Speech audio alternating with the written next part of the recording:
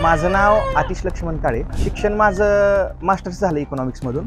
खर्च सुरुवातीला सुरू करताना डोक्यात ठेवलं होतं की 5,000 कोंबड्यापासून सुरू करायचं. तर त्यावेळेस शेडसाठी आणि कोंबड्यासाठी लागणारी दोन्ही गुंतवणूक मिळून एक 15 लाखाच्या पुढे गेली. मार्केटिंग आजूबाजूचे व्यापारी येतात, ते व्यापारी पुढे दुकानात सेल करतात, घेऊन जाताना आपल्याकडून बल्कमध्ये हा घेऊन जातात. ज्यांचा व्यवसाय पिल्ली काढायचा आहे त्यांच्या थ्रू माझ्याकडे पिल्लू येतं आणि साधारणतः एक 20 रुपये ते 30 रुपयाच्या दरम्यान एक पिल्लू बसतं आणि साधारणतः एक 70 ते 90 दिवस लागतात पक्षी मोठा व्हायला. तर साधारणतः एक 80 लाख ते 1 कोटी रुपयाची टोटल उलाढाल होती. माझं नाव आतिश लक्ष्मण काळे.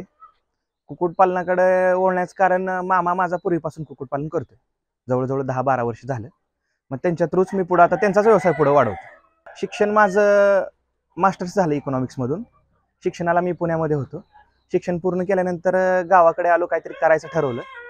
मग मामाचा व्यवसाय असतानाच तोच पुढे वाढवण्याचा विचार केला. हळूहळू माहिती पडत होती. भांडवल उभं थोडी मामाने मदत केली, वडिलांनी मदत केली. अजून तर कुठलं लोन वगैरे घेतलं नाही. खर्च सुरुवातीला सुरू करताना डोक्यात ठेवलं होतं एक 5,000 कोंबड्यापासून सुरू करायचं. तर त्यावेळेस शेडसाठी आणि कोंबड्यासाठी लागणारी दोन्ही गुंतवणूक मिळून एक 15 लाखाच्या पुढे गेली. हा स्पेसिफिक कावेरी जातीचा पक्षी. मार्केटिंग आजूबाजूचे व्यापारी येतात, ते व्यापारी पुढे दुकानात सेल करतात, घेऊन जाताना आपल्याकडून बल्कमध्ये घेऊन जातात. साधारणतः 180 ते 220 रुपये किलो प्रति किलो. साधारणतः आपल्या आजूबाजूला आपल्यासारखे संलग्न व्यवसाय आहेत. तर कुणाचा अंड्याचा आहे तर कुणाचा पिल्ली काढायचा आहे.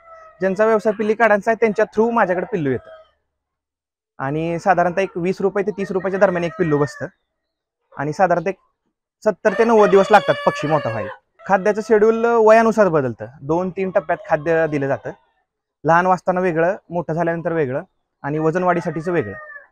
डोस साधारणतः जो मांसासाठी सांभाळला जाणारा पक्षी आहे त्यासाठी डोस वगैरे नसतात जास्त.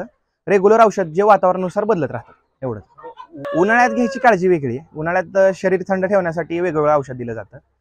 तर थंडीत पूर्ण उलट आहे. थंडीत त्यांना टेम्परेचर मेंटेन करायसाठी उष्णता द्यावी लागते. तर उष्णता देऊ शकता आपण, छोटे छोटे आगाचे हे करू शकता किंवा बल्बद्वारे किंवा दुसरी कृत्रिम ऊर्जा देऊ शकतो आपण त्यांना.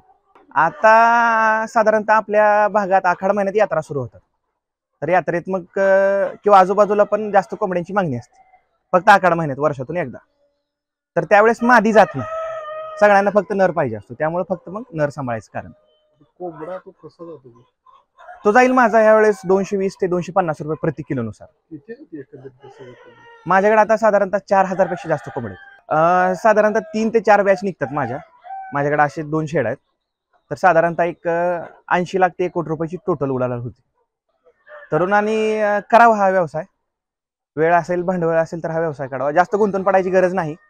सकाळी 2 तास, संध्याकाळी 2 तास दिला तर पूर्णपणे हा काम ह्यातलं होऊन जाते आणि सगळं मार्केट कनेक्टेड आहे. ह्याचा दुसरं कुठं जाऊन शोधायची गरज नाही. पूर्णपणे ह्यात टाकून दिल्यानंतर एक साधारणतः ह्या एका शेडमध्ये साधारणतः 3-3.5 हजार तुम्ही पक्षी सांभाळू शकता आणि वर्षाकाठी यात 5 ते 7 लाख रुपयाचं उत्पन्न राहतं आपल्याला निवड.